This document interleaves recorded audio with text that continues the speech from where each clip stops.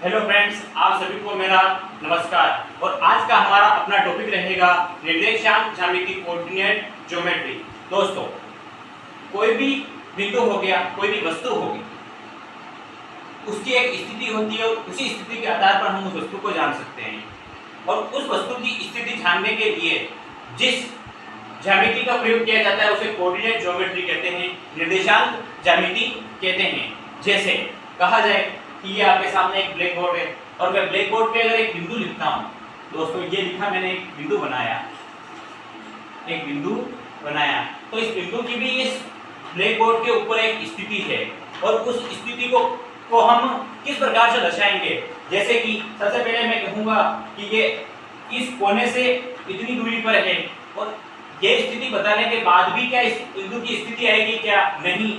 अगर इस कोने से मैं बता देता हूं कि ये 5 सेंटीमीटर की दूरी पर है, तो ये 5 सेंटीमीटर की दूरी पर एक पूरी रेखा बन के आ जाएगी।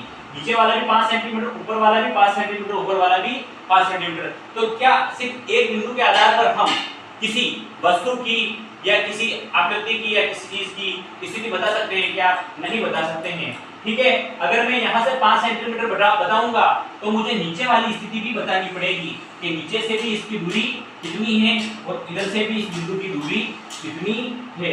तो किसी भी वस्तु की स्थिति बताने के लिए सबसे पहले हमारे पास कितने बिंदु होने चाहिए? 2 बिंदु होने चाहिए। और इसी बिंदु को और इसी बिंदु से बनने वाली स्थितियों को निर्देशांक ज्यामिति कहा जाता है। जैसे कि इस बिंदु से मैंने इसकी दूरी बताई तो इसे कहा जाता है एक्स अक्ष से दूरी, एक्स अक्ष पर दूरी, एक्स अक्ष पर दूरी कुछ भी हो सकती है। मान लिया जाए ये कितनी है? 5 सेंटीमीटर, मान लिया जाए ये 7 सेंटीमीटर। ओके, ठीक है। अब इसकी नीचे से कितनी दूरी है और इसको कहेंगे y अक्ष पर दूरी। क्या कहेंगे? y अक्ष पर दूरी।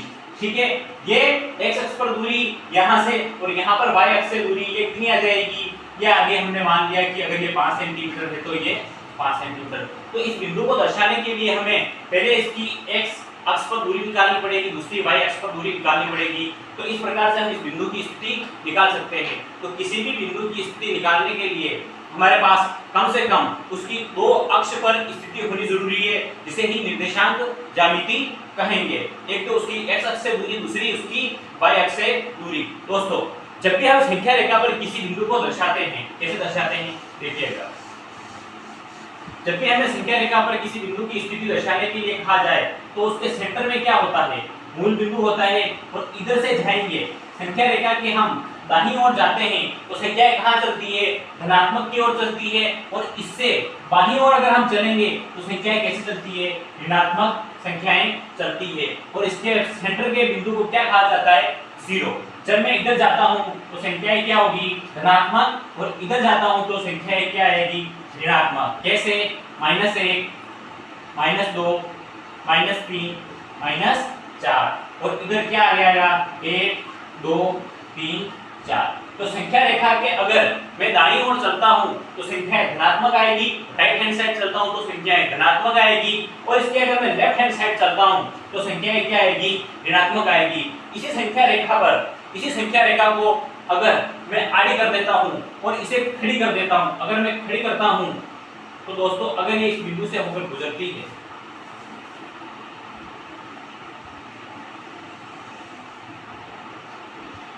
तो ये भी इसका क्या आ गया? मूल बिंदु 0 आ गया। यहां से ऊपर जाएंगे संख्या क्या आएगी? धनात्मक 3, 4। और इससे नीचे जाएंगे तो संख्याएं ऋणात्मक आएगी, -2, -3, -4, -5। ठीक है, तो ऐसी एक रेखा को क्या कहा जाता है? अगर ये संख्या दोनों के बीच में दूरी क्या है? एक लंबी दूरी है। ठीक है, और जो ये आड़ी रेखा होती है इसे क्षैतिज रेखा कहा जाता है। क्या कहा जाता है? क्षैतिज रेखा। क्या कहा जाता है? क्षैतिज रेखा। अर्थात ऐसी रेखा जो आड़ी है क्या कहलाएगी? क्षैतिज रेखा। और जो रेखा खड़ी है उसे क्या कहेंगे? ऊर्ध्वाधर रेखा। क्या कहेंगे? ऊर्ध्वाधर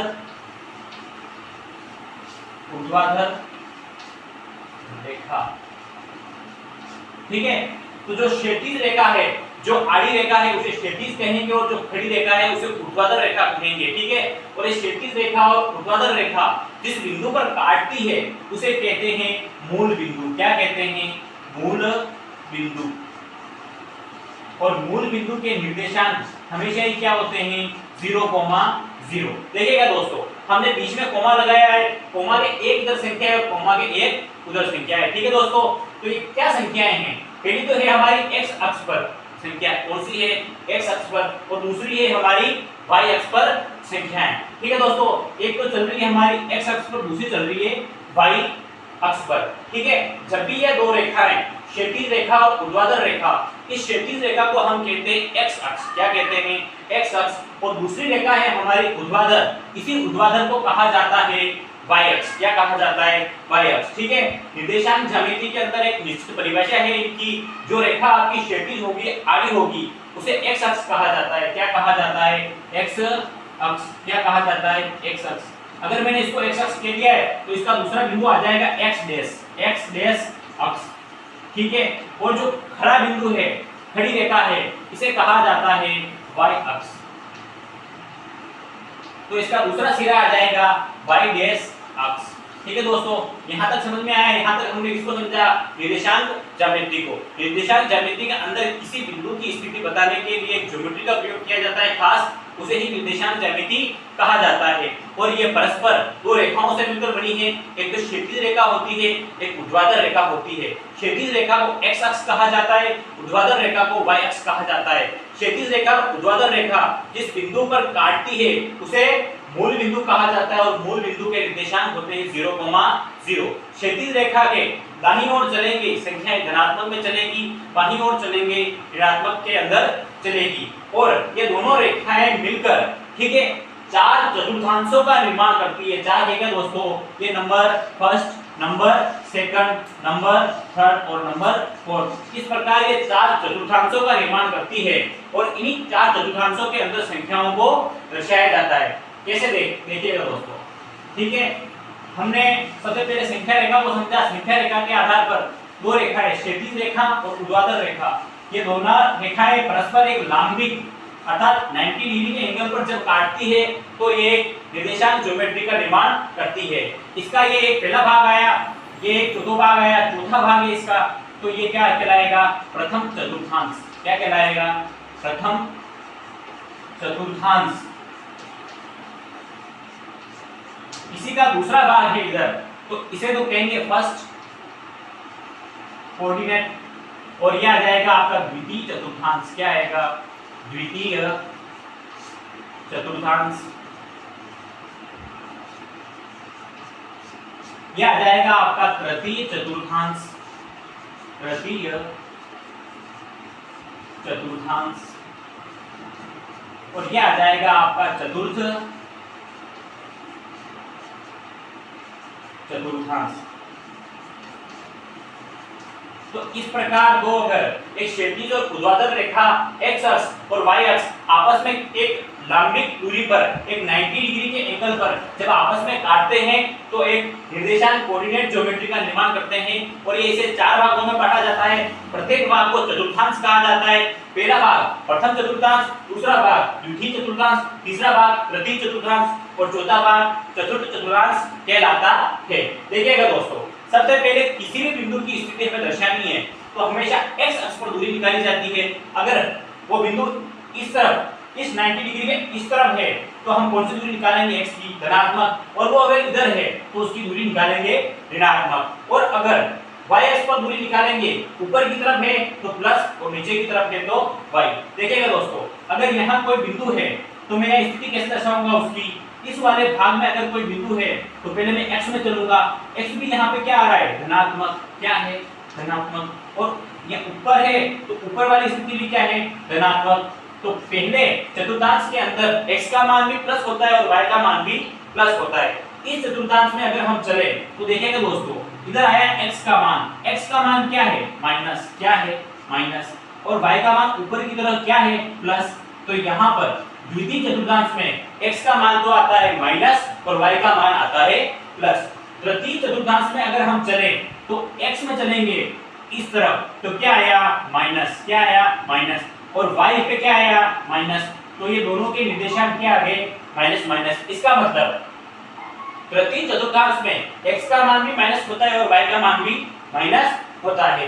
और चतुर्थ चतुर्थांश में अगर चलें तो x का मान क्या आएगा प्लस, क्या आएगा प्लस, और नीचे की ओर जाएंगे तो y का मान क्या आ रहा है माइनस। इसका मतलब y का मान क्या है माइनस, x का मान प्लस y का मान माइनस। देखा जाए अगर ओवरऑल तो प्रथम चतुर्थांश में x और y दोनों का मान क्या होता है प्लस, क्या होता है प्लस, और इसके जस्ट अपोजिट, इसके जस्ट अपोजिट तृतीय चतुर्थांश के अंदर x और y दोनों का मान क्या होता है माइनस माइनस, क्या होता है माइनस माइनस। ठीक है दोस्तों, सेकंड भाग में माइनस प्लस और इसी के जस्ट अपोजिट जाएंगे तो दोनों के कोऑर्डिनेट आपस में चेंज हो जाएंगे, माइनस प्लस का हो जाएगा प्लस माइनस। इसका मतलब प्रथम चतुर्थांश में होता है प्लस प्लस, दूसरे में माइनस प्लस, तीसरे में माइनस माइनस, चौथे में प्लस माइनस।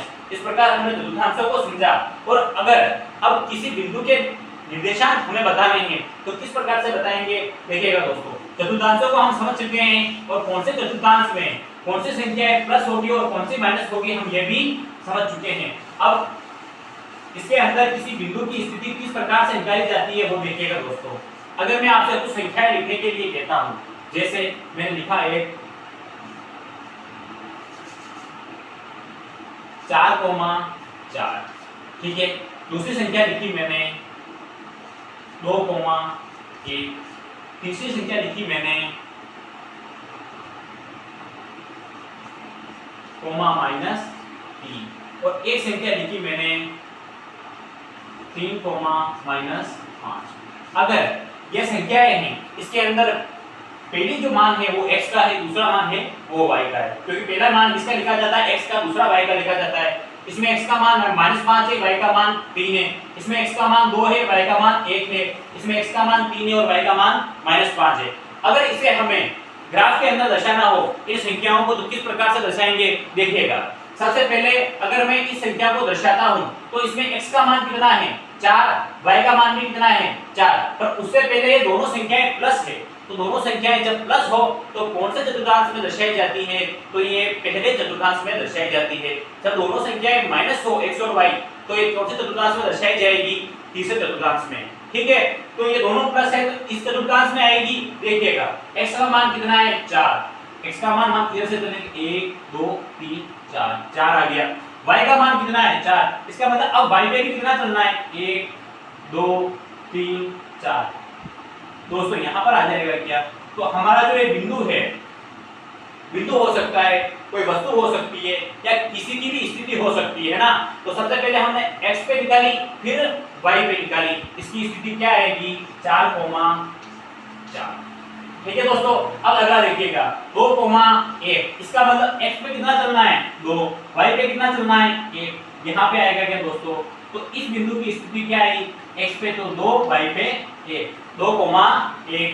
अगला देखिएगा -5, -3। इसके अंदर दोनों संख्याओं का मान माइनस है।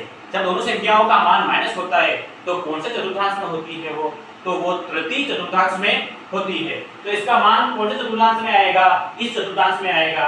x का मान कितना -5, x पे कितना चले -5, कितना चले -5, ठीक है। और y पे कितना चले -3, तो मैं x पे चला -5 फिर y पे चला -3, 1 2 3।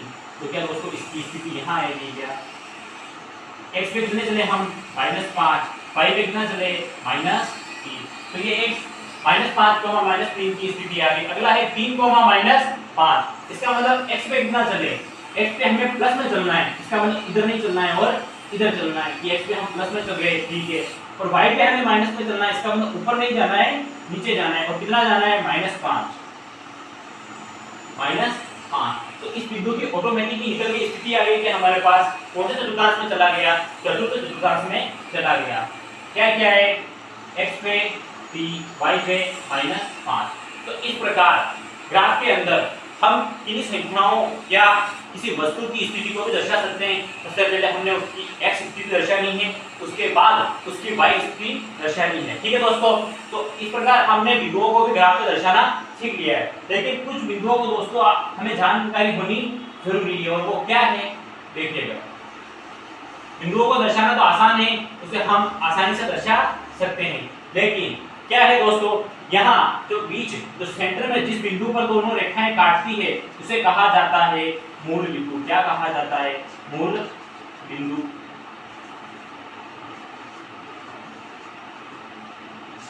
ठीक है, और मूल बिंदु के निर्देशांक आ जाते हैं 0,0। इसका मतलब x पे भी हम 0 गए, y पे भी 0 गए, और ये बिंदु हो गया 0,0। इधर जाओगे x का मान प्लस, इधर जाओगे माइनस, ऊपर जाओगे y का मान प्लस, नीचे जाओगे y का मान माइनस। ये हो गया अपने पास। ठीक है, ये तो हमने देखी स्थितियां, लेकिन अगर मुझे कहा जाए x अक्ष पर चलना है, तो दोस्तों जब भी x अक्ष कहा जाए हमारे सामने, तो वहां पे y का मान ऑटोमेटिक क्या हो जाता है? 0। और हमें कहा जाए y अक्ष पर, इसका मतलब x का मान ऑटोमेटिक 0 हो जाता है। कैसे? मुझे कहा जाए x अक्ष पर चलना है, इसका मतलब मैं कहां चलूंगा? इस रेखा के ऊपर ही चलूंगा, यही मेरा x अक्ष है। अगर मैं इस रेखा के ऊपर चलूंगा, यहां से मैं यहां आया, तो मेरा y का मान तो चला, कितना आ गया? 1। लेकिन मैं x का मान चला क्या? नहीं चला। इसका मतलब x का मान क्या है? 0। अगर मैं और आगे बढ़ा तो x का मान कितना आ गया? 2, क्योंकि मैं x अक्ष पर हूं। लेकिन y का मान कुछ चेंज हुआ क्या? नहीं। आगे चलता हूं, x का मान फिर बढ़ा, लेकिन y का मान चेंज नहीं हुआ। इसका मतलब मैं इस x अक्ष पर चलता हूं, तो y का मान हमेशा क्या रहेगा? 0। तो क्या लिखेंगे हम? x अक्ष पर y का मान 0 होता है। क्या होता है? 0 होता है। इसका मतलब x का तो अगर निर्देशांक देखा जाए तो कोई निर्देशांक होगा, 1 हो सकता है, 2 हो सकता है, 3 हो सकता है, हम इसको x मान लेते हैं। लेकिन y का मान क्या होगा? हमेशा 0 होगा। क्या होगा? 0। इसका मतलब x अक्ष पर y का मान हमेशा 0 होता है, और x अक्ष के निर्देशांक हमेशा x, 0 होते हैं। इसी का जस्ट उल्टा, अगर हम y अक्ष पर हैं, y अक्ष पर, तो दोस्तों किसका मान 0 हो जाएगा? x का मान 0 हो जाएगा। y अक्ष पर x का मान 0 होता है। इसका मतलब इसका निर्देशांक क्या आ जाएगा? x का मान 0 हो गया, y का मान कुछ भी मान लेते हैं, 1 2 3। तो देखो इधर अगर मैं y अक्ष पर चलता हूं, तो x का मान इधर भी नहीं बढ़ा, इधर भी नहीं बढ़ा, 0 रह गया। यहां आया तो इधर भी नहीं बढ़ा, इधर भी नहीं बढ़ा, 0 रह गया। आगे भी नहीं बढ़ूंगा तो 0 रहेगा। x का मान तो 0 रहेगा, और y का मान क्या रहेगा? 1 रहेगा। x अक्ष पर y का मान 0 होता है, और y अक्ष पर x का मान क्या होता है? 0 होता है। तो इस प्रकार से हम संख्याओं को दर्शा सकते हैं। और जो हम x अक्ष पर दूरी तय करते हैं, इसे कहा जाता है भुज। क्या कहा जाता है? भुज। ठीक है, और हम जो y अक्ष पर दूरी तय करते हैं, इसे कहा जाता है कोटि। क्या कहा जाता है? कोटि।